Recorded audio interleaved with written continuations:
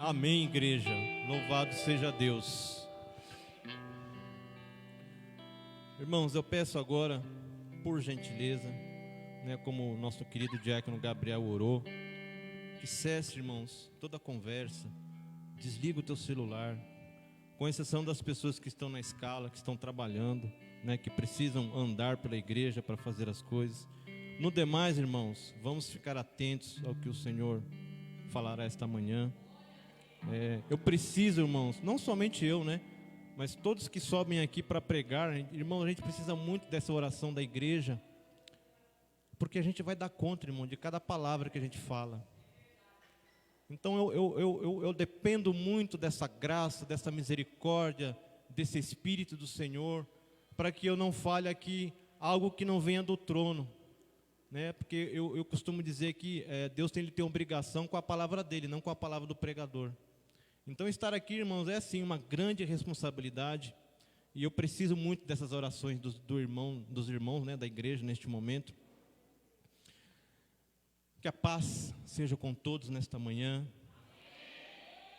A primeira frase que o Senhor Jesus se dirige aos discípulos, estando eles no cenáculo, com portas fechadas, é: paz seja convosco. Irmãos, tudo que nós precisamos está em Cristo. Tudo que nós precisamos está nele. A Bíblia, de Gênesis a Apocalipse, ele aponta para Cristo. Então tudo que você precisa, tudo aquilo que é necessário, está na pessoa bendita de Jesus, irmãos. Sem mais delongas, queridos, eu queria antes disso ler um versículo aqui, em especial, para 3 pessoas. Não precisa, não vai ser a leitura ainda do sermão, mas eu peço que o pastor Ricardo e a minha sogra, dona Jandira, diaconisa Jandira, preste atenção nisso que será lido. E para a irmã Lila também, A irmã Lila não veio hoje. A irmã Maria Marcondes também é para a senhora, tá? Diz assim: o justo florescerá como a palmeira, crescerá como o cedro no Líbano. Os que estão plantados na casa do Senhor florescerão nos átrios do nosso Deus, e na velhice ainda darão frutos, serão viçosos e florescentes, para anunciarem que o Senhor é reto, Ele é a minha rocha, e nele não há injustiça. Receba essa palavra, essas pessoas, pastor Ricardo, dona Jandira, irmã Lila. Pastor Ricardo passava lá em frente à casa dele, atacava de mecânico, de pintor, de pedreiro, andava de bicicleta, de motor novo agora, segura, hein? Ei, irmã, vai bater uma laje agora lá, hein? Motorzinho 1.0 estava rajando, estava desse jeito, imagina agora, Amém, irmão, sem mais delongas, abra sua Bíblia agora, no livro de 2 Timóteo, será a leitura que nós vamos discorrer aqui esta manhã. Segunda epístola de Paulo a Timóteo, seu filho na fé. Capítulo 4, irmãos. Capítulo 4, a partir do versículo 6. Eu quero esperar que todos abram, para poder acompanhar a leitura.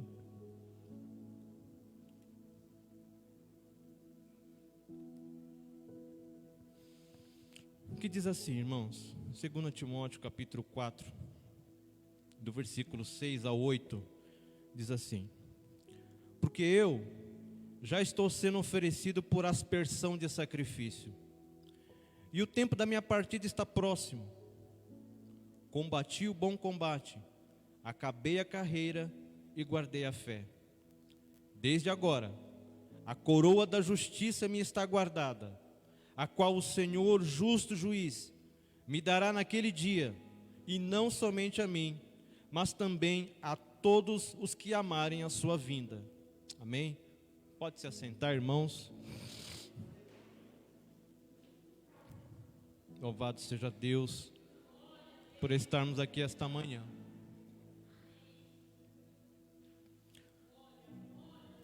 Irmãos, Paulo, Pedro, ele sempre alertou a igreja a respeito daquilo que é falso. Ele sempre falou de falsos pastores. Eles sempre falaram de falsos apóstolos. Ele sempre falou de falsos ensinos. E eu lendo, irmãos, atentamente, eu lia e relia os 4 capítulos dessa epístola de Paulo a Timóteo. E eu noto, irmãos, não somente em Paulo, mas também em Pedro, essa preocupação com aquilo que é falso. Porque um falso evangelho, irmãos, ele vai gerar falsos convertidos. A verdade que é exposta de uma maneira incompleta, que seja por falta de conhecimento, ou que seja proposital da parte daquele que prega ou ensina, ele não vai gerar convertidos, ele vai gerar convencidos.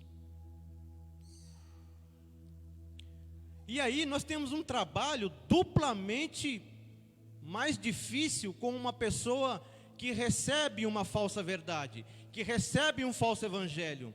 Porque antes de você colocar o certo, o verdadeiro evangelho, você vai ter que desconstruir o falso. E isso, irmão, dá muito trabalho. Muitas vezes, um falso evangelho na vida de uma pessoa, ela causa um estrago irreparável. Irreparável, irmãos. Nós não sabemos qual é a intenção de muitas pessoas hoje em dia, principalmente, né, com esse boom da internet, onde a internet ela dá voz a muita gente. Então tem muita gente pregando, tem muita gente ensinando, irmãos. Mas a gente tem que tomar muito cuidado com a fonte onde a gente está bebendo. Porque quando um falso evangelho ele se instala na vida de uma pessoa, vai gerar um falso convertido. Porque um falso evangelho, ele tira as pessoas do mundo, veja bem, e ele coloca as pessoas numa área, numa zona de guerra, sem que elas saibam disso. É como se alguém sequestrasse um de nós aqui, colocasse um capuz na nossa cabeça e largasse a gente lá na China, no Afeganistão, e não avisasse para a gente que a gente está lá. E falou, ó, fica aqui, tá tudo bem, tá? Pode ficar aí. Num lugar onde você paga com a vida o fato de ser cristão. Mas a pessoa não sabe disso. Porque o que ela ouviu e recebeu foi um falso evangelho. Então o falso evangelho, ele coloca a pessoa nessa zona de guerra e não avisa essa pessoa onde ela está. Porque não é o verdadeiro, é óbvio, né? Foi um evangelho pregado de uma maneira parcial. E por que as pessoas pregam isso? Por que as pessoas, irmãos, pregam um evangelho muitas vezes incompleto? Porque fala, não, eu não vou falar que nem o pastor Ricardo citou, eu não vou falar das lutas, eu não vou falar das guerras, porque a pessoa pode não ficar na igreja. Mas não adianta, irmãos, porque quando a guerra vier, e ela não sabe que está numa área de guerra, ela vai se escandalizar e vai abandonar a igreja e a fé do mesmo jeito. Porque o evangelho que é apresentado para essas pessoas, veja bem, irmãos, é um evangelho sem cruz, é um evangelho sem arrependimento, é um evangelho sem luta, sem guerra, sem sofrimento. É só você vir, irmãos. A gente ouve muito isso na televisão, nos rádios. Não vem, que os seus problemas vão acabar. E a pessoa, inocentemente, ela vai. Porque muitas vezes, mano, ela está com o casamento destruído, ela está com a vida destruída. E ela vai porque ela quer acabar com isso. Como até nós conversamos, né, Doni, na sexta-feira no ensino, falando a respeito de uma pessoa que veio para a igreja e a coisa piorou. E a pessoa, ó, área. Por quê, irmãos? Porque o fundamento não foi colocado corretamente. Não houve um discipulado sobre a vida dessa pessoa, né?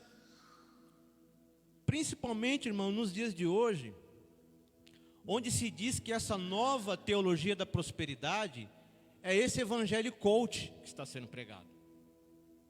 Isso é muito perigoso, irmãos. É muitíssimo perigoso. Porque é um evangelho que ele alisa o ego, ele acaricia o eu. Por que tantas religiões dão certo no Brasil, irmãos? Porque nenhuma delas pede a mudança de comportamento, a não ser o cristianismo. E eu já fui, irmão, já perambolei por tudo quanto é a religião que você imagina. Eu fui 10 anos da Macumba, eu fui de Sechanoye, eu li Allan Kardec. Nenhum deles prega que você tem que mudar, que você tem que abandonar o pecado. Mas no cristianismo não. No cristianismo é diferente, irmãos. Você tem que mudar. Você tem que abandonar o pecado. Porque a porta é estreita, o caminho é apertado. Não tem como você ir para o céu com a bagagem do pecado nas costas. Então, qual que é o problema, irmão, desse evangelho pregado hoje pelos pastores coach? Irmão, não tem nada contra, tá? Acho que você pode ser um coach, você pode ser um profissional no desenvolvimento humano, você só não pode misturar isso com a pregação bíblica. Eu ouvi uma vez a pregação de um desses pastores coach que fala: vem para o time vitorioso. Eu não resisti, irmãos. Eu fujo dessas tretas de internet, mas eu faço muita parte de fórum, de estudo, de EBD, de teologia. E num desses posts assim, falou assim: e José dormiu preso e acordou o governador. Irmão, eu não resisti. Eu falei: meu querido, você esqueceu de um detalhe. Você esqueceu do processo. Porque entre o ponto A, José preso e José governador, irmãos, existe todo um processo. E a gente não pode esconder esse processo das pessoas. Então, um teólogo que eu acompanho ele, chamado Jonathan Leeman, ele diz assim: esse evangelho terapêutico, ele não se interessa muito em como ofendemos a Deus com os nossos pecados. Antes, foca em como nos curar das ofensas e abusos cometidos contra nós. É o eu.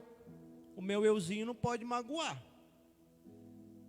Eu quero cantar, eu quero pregar, senão eu vou embora.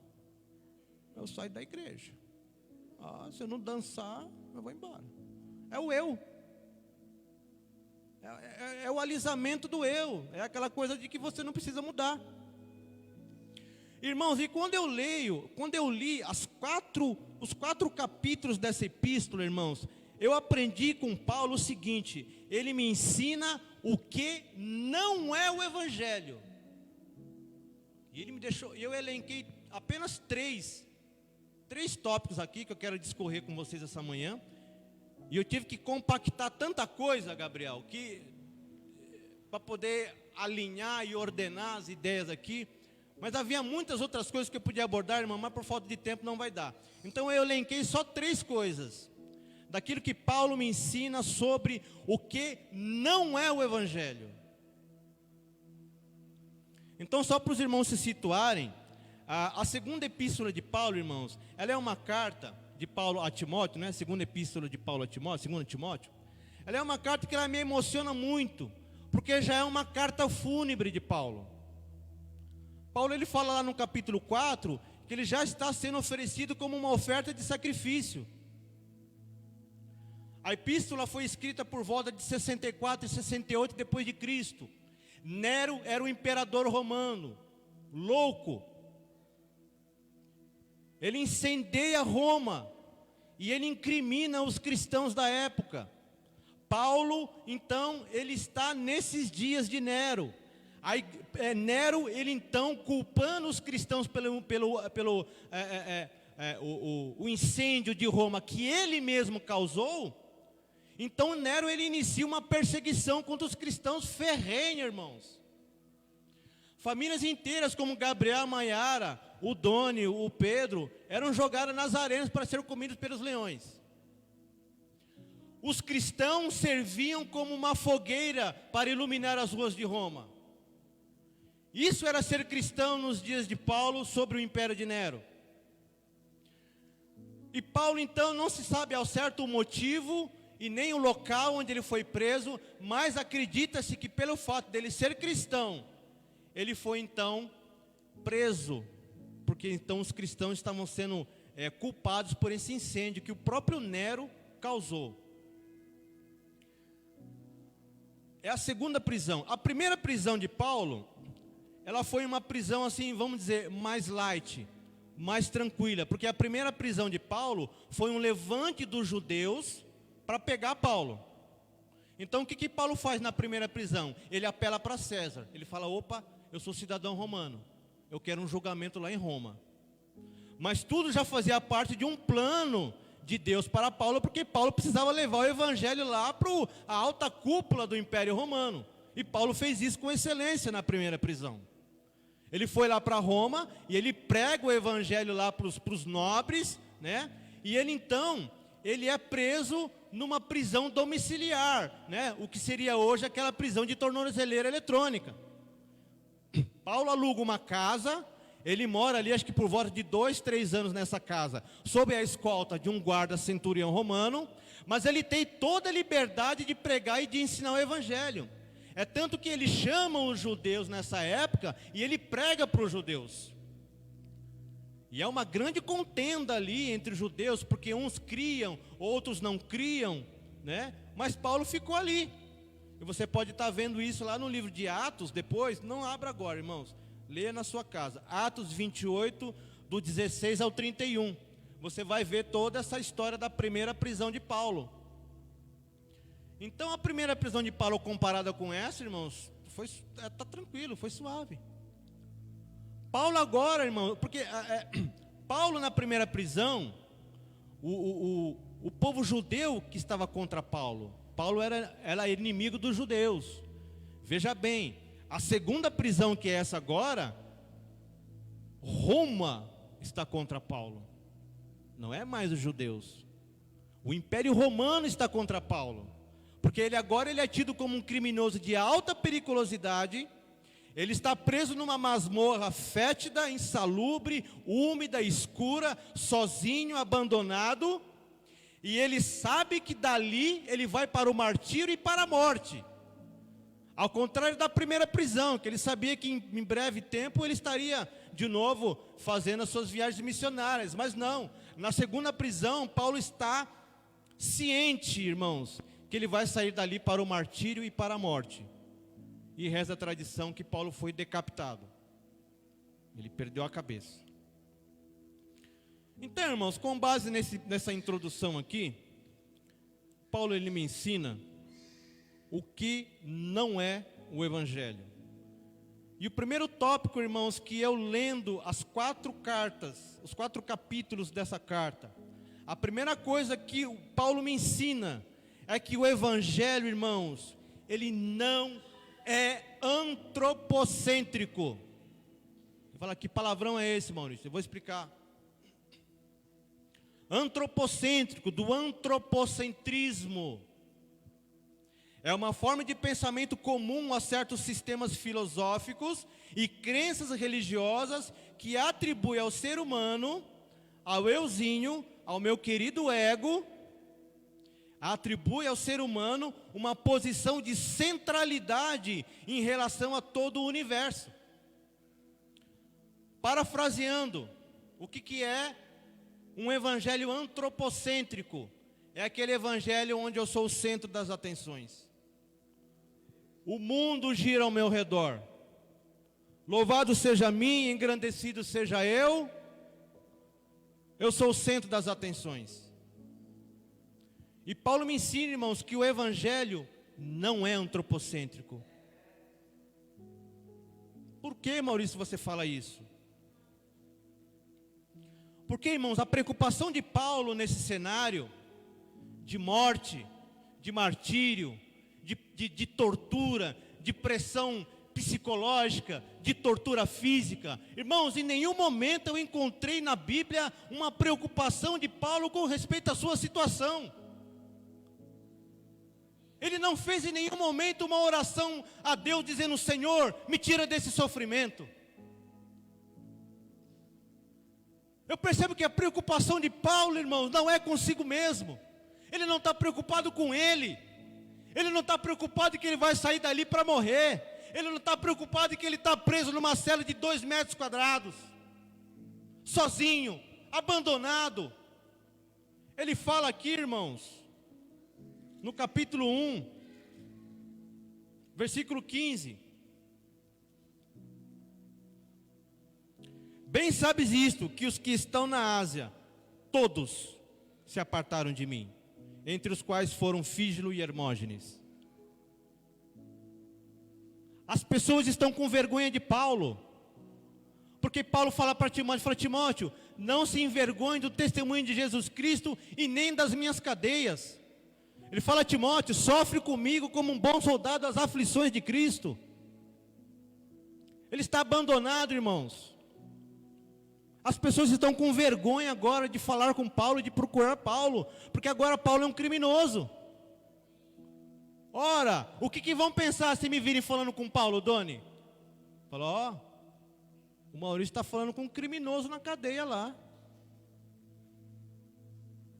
Então todo mundo, irmãos, abandona Paulo. E ele fala no capítulo 4,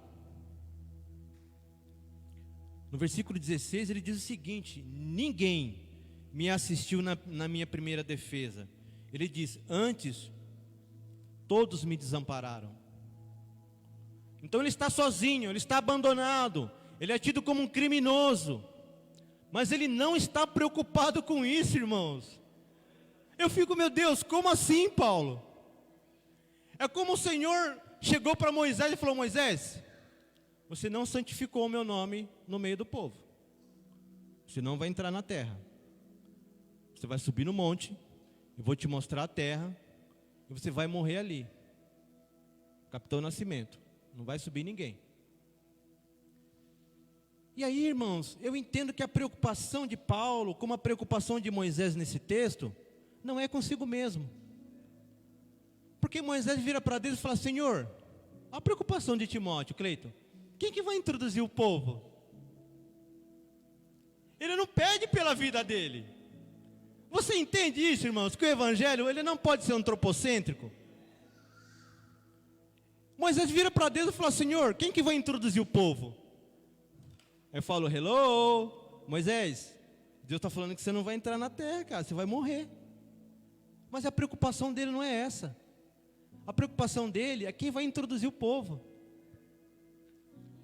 Qual era a preocupação de Paulo? Irmãos, a preocupação de Paulo nessa epístola é com Timóteo.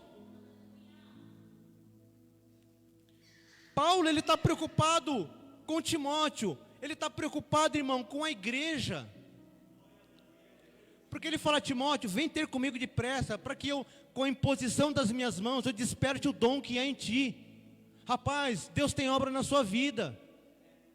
Não se envergonhe de mim, Timóteo, nem das minhas cadeias, nem do testemunho de Jesus. Vem ter comigo depressa. A preocupação de Paulo é Timóteo. Ele fala, Timóteo, aquilo que eu estou te ensinando aqui, doutrina agora, a preocupação de Paulo agora é doutrina.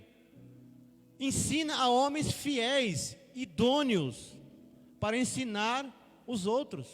Olha a preocupação de Paulo, irmãos. Está preocupado com a doutrina.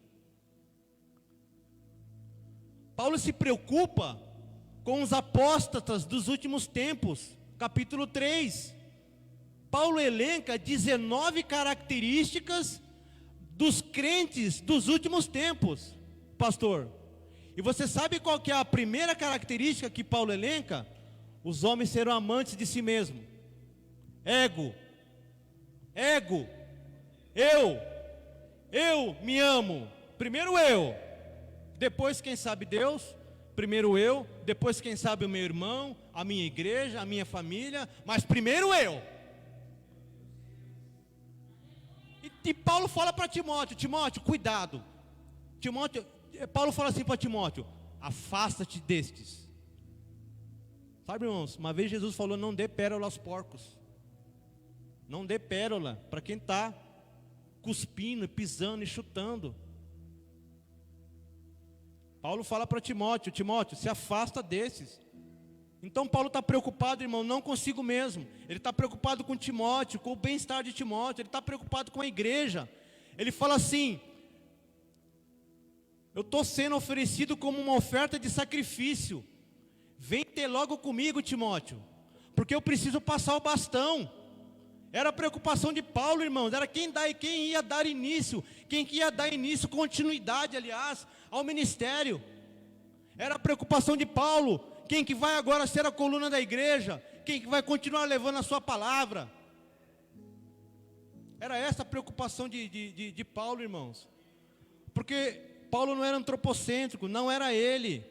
Então, irmãos, como que precisa ser o evangelho? O evangelho precisa ser cristocêntrico. Cristo no centro. Como nós cantamos aqui, toma o teu lugar, Senhor. Como nós cantamos aqui, me muda de dentro para fora. Destrona o meu eu. Senhor, pega a tua cruz e esmaga o meu ego, para que o Senhor reine em mim.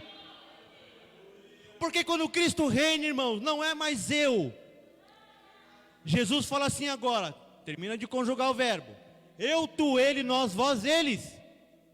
Não é mais eu, não é mais as minhas necessidades em primeiro lugar. Não que as nossas necessidades, irmão, não sejam importantes, elas são importantes para Deus. Porque Deus conhece a nossa estrutura, irmãos. Mas quando a gente pega os nossos problemas, as nossas necessidades, e a gente coloca ela num patamar de superioridade a Deus, isso chama-se idolatria. Idolatria é qualquer coisa que tome o lugar de Deus na sua vida. Jesus precisava pregar e Pedro precisava pescar.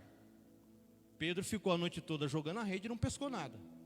Jesus passa, ele fala: Pedro, eu preciso do seu barco para pregar, porque as pessoas estão aqui me apertando e eu preciso de espaço para pregar. Pedro falou: amém, Senhor. Entra no meu barquinho e prega. Então, irmãos, a primeira necessidade que vem é o reino. Depois a sua. Buscai o reino de Deus e a sua justiça, e todas essas demais coisas, irmãos, que a gente se ocupa tanto buscando, Deus fala: filho, isso eu te acrescento. Não perca o seu tempo buscando aquilo que é acrescentável. Ele acrescenta, irmãos. Não perca o seu tempo com aquilo que Deus acrescenta. Ele vai acrescentar, Ele vai te dar, Ele vai suprir as tuas necessidades físicas, espirituais, materiais. Mas em primeiro lugar, Cristo tem que ser o centro, o seu eu tem que sair do trono, Ele precisa reinar, e o reino de Deus precisa vir em primeiro lugar. Primeira coisa que eu aprendo com Paulo: o evangelho não é antropocêntrico. Cristo governando, não eu. O foco agora é nós. A Bíblia diz: levai as cargas uns dos outros. Ema, cada um com seus problemas, irmãos. É de quem não conhece a Cristo. Isso não pode existir na igreja, irmãos. Quando a Bíblia fala suportai-vos uns aos outros, não quer dizer que você... não acredito, eu tenho que ir para a igreja e aguentar o fulano. Não. Suportai-vos, irmão, vem de dar suporte. Ô fulano, me ajuda aqui com essa carga. Entra aqui com o ombro de baixo aqui, ó. Levai as cargas uns dos outros. Isso é um evangelho cristocêntrico. Não é mais as minhas necessidades em primeiro lugar. É o coletivo. É o que Paulo está preocupado. Meu Deus, eu vou morrer. Tá, beleza. Mas meu Deus, Timóteo, meu Deus, eu preciso ver Timóteo. Senhor, eu preciso impor minhas mãos nele. Senhor, olha, ele precisa dar sequência ao ministério, Senhor. Paulo, você vai morrer. Tá. Senhor, traga logo o Timóteo aqui, porque eu preciso falar com ele.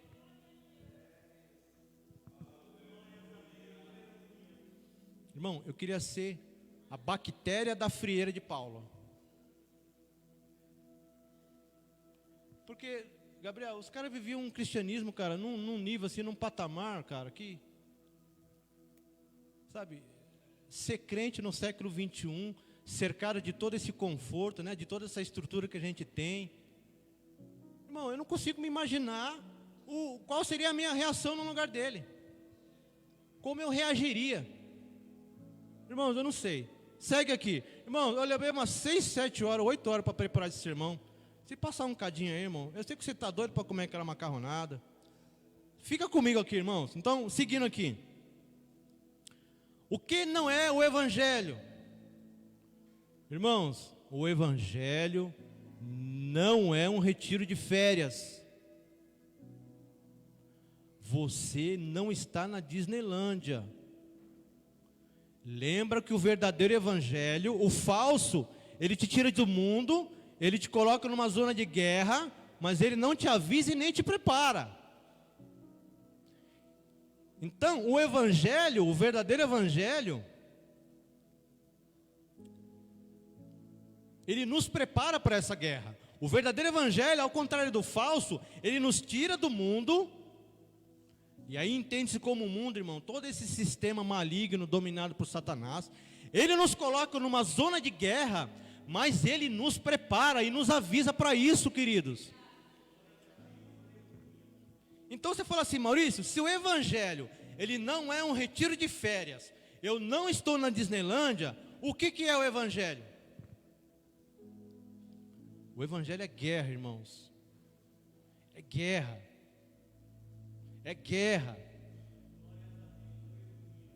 É guerra, irmãos. O descanso não é aqui.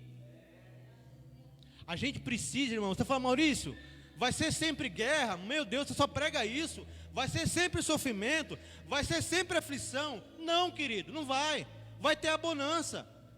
Só que quando vier a guerra, você tem que estar preparado. Você tem que pegar a armadura de Deus lá em Efésios 6 e você tem que estar com ela vestido dos pés à cabeça. Você tem que saber o que fazer quando a guerra vem. Você tem que saber para onde você vai correr, irmãos.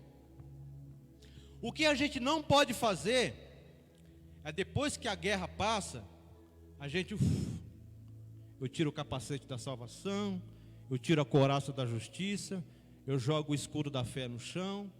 Aí você fica todo colando de férias. Passou a prova. Daqui a um pouco, irmão, quem que está aí? Eu quero ler rapidamente aqui, irmãos. Efésios capítulo 6. Porque se essa jornada cristã, irmãos, ela não fosse comparada com uma guerra, não existiria, por exemplo, Efésios 6 para a gente ler. E Paulo fala, combati o bom combate. Então, irmão, se é um combate, é guerra. Porque quando a gente levanta a mão para Cristo, irmãos, é guerra contra a carne. É guerra contra um inimigo invisível. Não é mais aquele inimigo que o povo de Israel tinha, né, de nações ali circunvizinhas. A gente não enxerga mais o nosso inimigo. Ele é tremendamente mais poderoso, porque Paulo fala em Efésios que a nossa batalha, a nossa carne, a nossa luta, a nossa guerra, não é contra a carne, não é contra alguém, é contra principados e potestades, irmãos. Olha a seriedade do negócio, é contra um inimigo poderoso que a gente não vê. E tem muita gente falando, não, está repreendido embaixo do meu pé. Toma cuidado, irmão, não subestime o inimigo. A Lourdes, acho que foi a Lourdes que postou no grupo, né, Lourdes, um baterista da igreja. Se matou, irmãos, tirou a própria vida. A gente não sabe as circunstâncias, não sabe porquê, mas uma pessoa, irmão, um baterista da igreja. Você vai subestimar esse inimigo, irmãos? Você não vai usar as armaduras de Deus, as armas que Deus nos dá? Capacete da salvação, escudo da fé, são todas armas de defesa. A única arma que é o ataque é a espada, que é a palavra, que foi onde Jesus conseguiu vencer Satanás.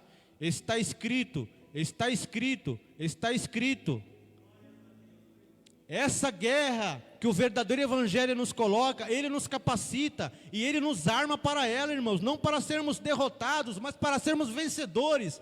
Mas a gente precisa fazer uso dessas armas, porque a nossa luta é contra a carne. Romanos 7, do 15 ao 21, Paulo fala, meu Deus, quando eu quero fazer o bem, o mal está comigo. O pecado está na minha carne. O teu corpo nunca vai colaborar, irmãos, com o teu serviço a Deus. No domingo de manhã ele vai falar: fica aí, meu, dorme aí que está gostoso a cama. Para que ir na igreja? Para que você vai ouvir um jumento falar lá? Fica aí, rapaz, está frio, está chovendo. É uma guerra contra a carne, irmãos. Como eu já disse, Efésios 6,12. É contra potestades e principados. É um inimigo espiritual poderoso, irmãos. A gente precisa estar revestido com toda essa armadura de Deus. Para quê? Para que a gente possa, como Efésios fala, no dia mau, resistir e ficar firme. Ó, que nem um amigo meu falava: daqui eu não saio, daqui ninguém me tira. Porque se você fica falso evangelho, colônia de férias, irmão, capetão, irmão, te dá uma rasteira que você não vê nem para onde ele foi. Por isso Jesus fala: vigia. Vigia, irmãos. Tem muito crente que está dormindo, um sono espiritual terrível. Existia um jovem chamado Eutico. Paulo estava pregando, esse menino estava no beiral da janela. O que ele fez? Dormiu. Jesus chama os discípulos para orar com ele no Getsêmani. O que eles fizeram? Dormiu. Na parábola do trigo e do joio, o joio foi semeado enquanto os servos dormiam. Pega a visão, irmãos. Pega a visão. Porque o diabo não está com brincadeira, não. E a gente não pode ficar brincando de ser crente. É muito claro o que Deus tratou comigo: prepara a igreja para a guerra. Porque é uma batalha, irmãos. É uma luta. Você deixa de vir num culto, quando você vê, você já está 30 dias sem vir na igreja.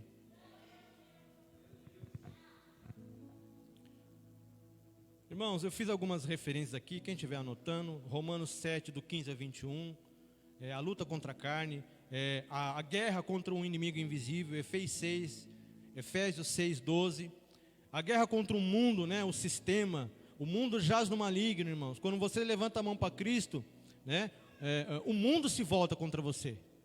Você é visto com maus olhos, você é odiado sem motivo, só pelo fato de você ser um cristão. Eu senti em alguns lugares onde trabalhei essa hostilidade, onde você nunca fez nada para a pessoa e a pessoa não gosta de você.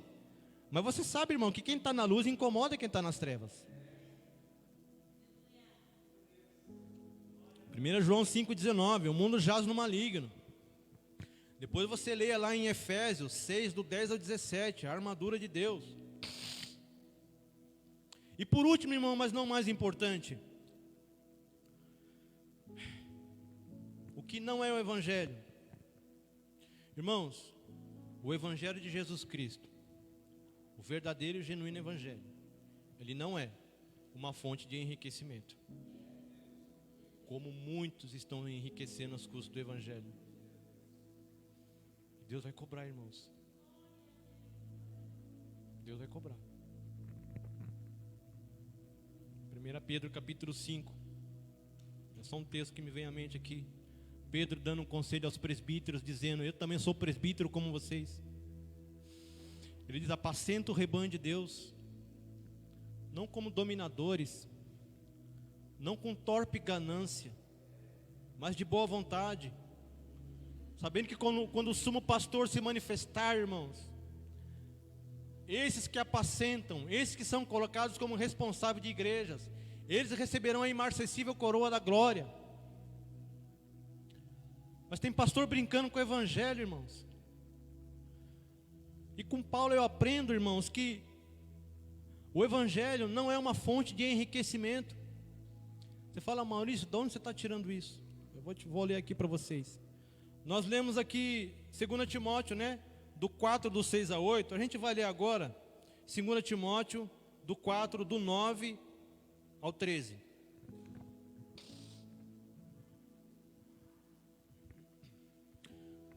Segunda Timóteo 4, 9 ao 13, diz assim: procura vir ter comigo depressa, porque Demas me desamparou, amando o presente século, e foi para Tessalônica. Crescente para a Galácia, Tito para a Dalmácia. Só Lucas está comigo. Toma Marcos e traze contigo, porque me é muito útil para o ministério. Também enviei Tíquico a Éfeso. Versículo 13, irmãos, e é nisso que eu quero me ater aqui. Quando vieres, traze a capa que deixei em Troade, em casa de Carpo, e os livros, principalmente os pergaminhos. Aí eu fico me perguntando, irmãos, se Paulo estivesse aqui nos dias de hoje, evangelista Antônio, será que Paulo passaria no crivo dos pastores da prosperidade hoje? Fala, como assim, Maurício? Você fala, aí talvez Paulo estivesse sendo sabatinado por esses pastores, né? Esses pastores midiáticos, né? Dos templos lotados, né? De gente vazia de Deus, porque não prega o verdadeiro evangelho. E esses pastores então sabatinassem Paulo e dissessem, Paulo, como assim, Paulo? O maior plantador de igreja do Novo Testamento, conduziu milhares a Cristo, formou presbíteros, diáconos, treinou pastores, enviou esses caras para o campo missionário. Como que você pode, irmão Paulo, no final da sua vida, ter como única posse, como único bem, uma capa? Como assim, Paulo? Me ajuda a entender isso aí. Paulo, esses pastores sabatinando Paulo, nenhuma fazendinha no Mato Grosso com umas cabecinhas de gado? Nenhum jatinho particular para você viajar, Paulo? O maior plantador de igreja do Novo Testamento? Nenhum apartamentinho, cobertura lá nos jardins, Paulo? Ah, Paulo, você não dizimou então. Você não fez a campanha da minha igreja, juntos prosperaremos. Porque, irmãos, o evangelho não é uma fonte de enriquecimento, querido. Se você quer ser bem sucedido na sua vida, amém, Deus te abençoe. Vá trabalhar, estude, se qualifique e seja alguém.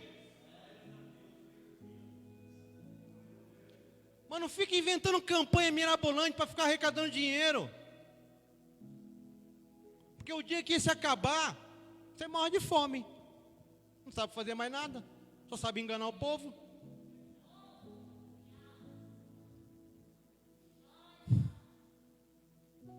Irmãos, Paulo, na defesa do seu apostolado, ele dizia, eu tenho em mim as marcas de Cristo.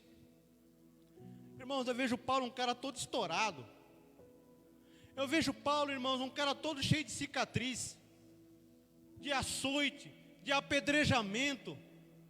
Não me lembro agora, irmão, ele foi apedrejado e tido como morto. Mas ele fala aqui, quando ele se identifica para Timóteo, apóstolo, segundo a vontade de Deus.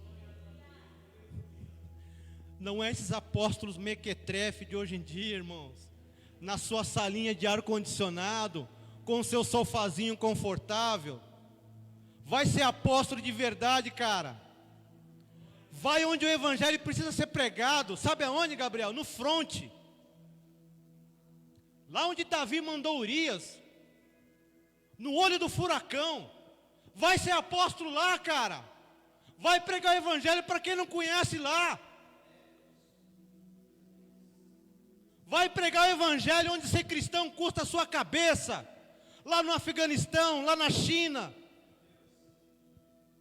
Apóstolo, irmão, é aquele que é enviado para fora. O apóstolo, ele funda as igrejas, ele não afunda. Ele cria igreja, ele vai onde o evangelho nunca foi pregado. E ele sofre todo e qualquer tipo de perseguição que Paulo sofreu. E ele ali estabelece uma igreja, ele ali estabelece diáconos, ele ali treina pastores, presbíteros. E ele fala, irmãos, estou indo para outro lugar. Eu não vou criar raiz aqui não. Isso é o trabalho do apóstolo, irmãos. Isso é o trabalho do apóstolo. Não é ficar numa sala no ar-condicionado, ostentando título. Vai se converter, cara? Ostentando título não vai levar ninguém para o céu, irmãos. Ser apóstolo assim qualquer um é. Agora, se você quer agradar aquele que te chamou, Paulo ele dá o segundo conselho para Timóteo. Ele diz assim, 2 Timóteo 2. Para encerrar, irmãos.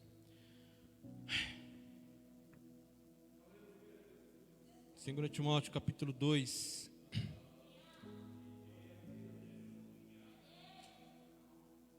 Do versículos 3 ao 5. Paulo instruindo Timóteo. Ele diz assim: sofre, pois, comigo as aflições, como um bom soldado de Jesus Cristo. Aí você fala, hã? Sofrer? É, Timóteo, sofrer. Sofre, pois, comigo as aflições, como um bom soldado de Jesus Cristo. Aí ele fala: ninguém que milita se embaraça com o negócio desta vida, a fim de agradar aquele que o alistou para a guerra. Para o que, igreja? Guerra. E se alguém também milita, não é coroado, senão militar legitimamente. Você pode estudar, se qualificar, arrumar um bom trabalho, ou você pode empreender. Não há nada de errado nisso, irmãos. Nada, nada, nada, nada. Agora Paulo está falando para Timóteo o seguinte: se você quer agradar aquele que se alistou para a guerra, não se embarace com as coisas desta vida. Não se embarace com as coisas deste mundo. Sabe por quê, irmãos? Porque tudo aquilo que você foca a sua atenção, ele vai requerer de você tempo. E é um tempo que você vai ter que tirar ele de algum lugar, para você dedicar aquilo que é do seu interesse. Logo, relacionamentos serão sacrificados. Por isso que a gente vê, Gabriel, muitos empresários trilhardários. Mas a que preço? A que preço, irmãos? Eu assisti toda aquela série. Eu gosto do Shark Tanks, de empreendedorismo. E um dos jurados lá é o Caíto Maia, da Chili Beans. E ele falou uma coisa, para quem não conhece, é um programa onde você tem lá uma empresa, e você vai lá atrás de um aporte desses caras. Então tem lá o Shiba, do Shining Box, na época que eu acompanhava o Caíto Maia, a Camila Farani, todos empreendedores. E Caíto Maia virou para um rapaz que foi pedir lá uma sociedade, lá um aporte financeiro. Ele falou, irmãos, isso com voz embargada. Ele falou: eu deixei de estar na reunião escolar do meu filho para estar aqui. Então, irmãos, o preço que o mundo e a vida cobra para você ser alguma coisa é um preço muito alto. Milionários, eu cansei de ver entrevista, irmãos, na época, antes do Chimbinha se separar lá da Joelma. Eles tinham uma big de uma mansão com piscina. E ele falou na entrevista: eu nunca entrei nessa piscina. Trabalho, trabalho, trabalho, trabalho, sabe? Ter. E não consegue usufruir daquilo que conquista, daquilo que compra. Então, irmãos, eu quero finalizar aqui. Que vocês guardem isso no seu coração, irmãos. O que não é o Evangelho. O Evangelho não é antropocêntrico, porque não é você. O Evangelho, irmão, não é um retiro de férias. Você está em guerra. E o Evangelho, irmãos, ele não é uma fonte de enriquecimento.